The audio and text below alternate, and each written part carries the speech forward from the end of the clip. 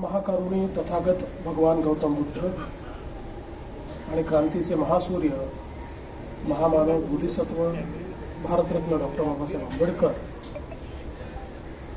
यांच्या महापरिनिर्वाण दिनाच्या निमित्ताने त्यांना विनम्र अभिवादन करतो।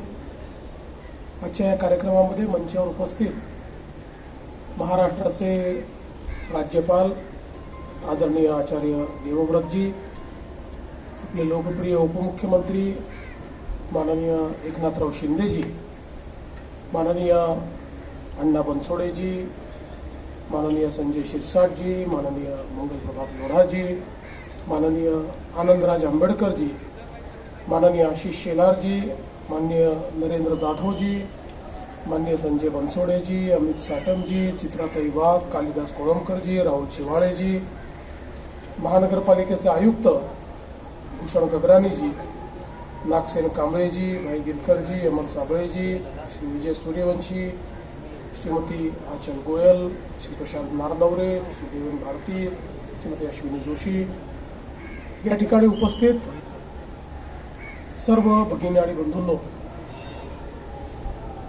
महामानव भारतरत्न डॉक्टर बाबासाहेब आंबेडकरांच्या महापरिनिर्वाण दिनाच्या निमित्ताने त्यांना अभिवादन करण्याकरता आणि या देशाला संविधानाच्या माध्यमातून त्यांनी जो मार्ग दाखवला त्या मार्गावर चालण्याची पुन्हा एकदा प्रेरणा प्राप्त करण्याकरता आपण सर्व लोक या ठिकाणी एकत्रित आलो आहोत। आपल्याला कल्पना आहे की खऱ्या अर्थानं आपल्या देशामध्ये, आपल्या समाजामध्ये एक प्रचंड मोठी विषमता तयार झाली होती आणि या विषमतेने आपल्याच समाजातील अनेक लोकांना मानव म्हणून जगण्याचा अधिकार हा हिरावून घेतला होता आणि अशा परिस्थितीमध्ये समाजामध्ये मोठी जागृती आणून एक समतायुक्त अशा प्रकारचा समाज तयार झाला पाहिजे या भावनेतनं या विषमतेलाच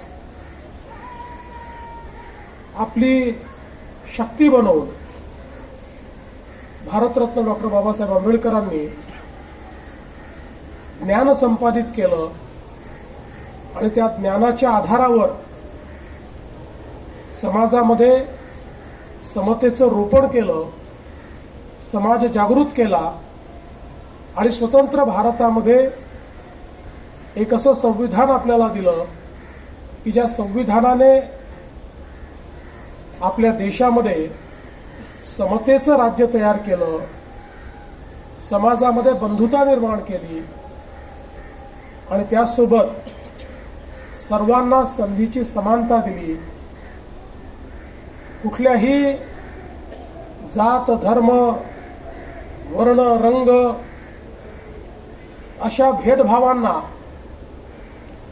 बाजूला ठेवून प्रत्येक व्यक्तीला समान अधिकार असेल अशा प्रकारचे एक संविधान आपल्याला भारतरत्न बाबासाहेब आंबेडकरांनी दिलं आणि या संविधानामुळेच आज आपला देश इतकी प्रगती करू शकला। आज आपण जगातली चौथी सर्वात मोठी अर्थव्यवस्था झालो, लवकरच तिसरी अर्थव्यवस्था होऊ। पण याची मुहूर्तमेढ, याचा पायवा हा जर कोणी तयार केला असेल तर तो संविधानकार आणि अर्थतज्ञ अशा भारतरत्न डॉक्टर बाबासाहेब आंबेडकरांनी केला। बाबासाहेबांच्या कार्याचं आपल्याला सगळ्यात महत्त्वाचं जर प्रत्यंतर काही असेल तर मला या निमित्ताने सांगितलं पाहिजे की नुकतेच माझ्याकडे न्यू जर्सीचे गव्हर्नर आले होते आणि त्यावेळेस बोलताना त्यांनी एक गोष्ट सांगितली की आमच्याकडे एक चूक आम्ही केली।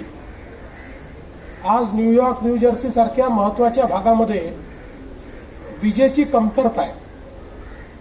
मी त्यांना सांगितलं की अमेरिकेत इतकी वीज आहे आणि मग तुम्हाला कमतरता का भासते. त्यावेळेस त्यांनी सांगितलं की आमच्याकडे स्टेट ग्रीड आहे, आमच्याकडे नॅशनल ग्रीड नाही. आणि मग त्याच वेळी मला हे लक्षात आलं की बाबासाहेब किती द्रष्टे होते. वीज मंत्री म्हणून बाबासाहेबांनी ज्यावेळेस देशामध्ये पदभार स्वीकारला त्यावेळेस त्यांनी पहिला निर्णय घेतला की संपूर्ण भारतामध्ये एक राष्ट्रीय ग्रीड तयार करायची. भारताच्या कुठल्याही भागामध्ये आपल्याला वीज नेता आली पाहिजे. आज आपण पाहतोय की या नॅशनल ग्रीडमुळे भारताच्या कानाकोपऱ्यामध्ये आपण वीज पोहोचवू शकलो. अमेरिकेसारख्या प्रगत राष्ट्राला जे लक्षात आलं नाही ते भारतरत्न डॉक्टर बाबासाहेब आंबेडकरांनी लक्षात घेऊन आज भारताला स्वयंपूर्णतेकडे नेण्याचा हा जो काही काम आणि हे कार्यक्रम त्यांनी जो या ठिकाणी आपल्याला दिला, खरोखर त्यातनं त्यांच्या व्यक्तिमत्वाचं आणि त्यांच्या दृष्टेपणाचं दर्शन आपल्याला होतं.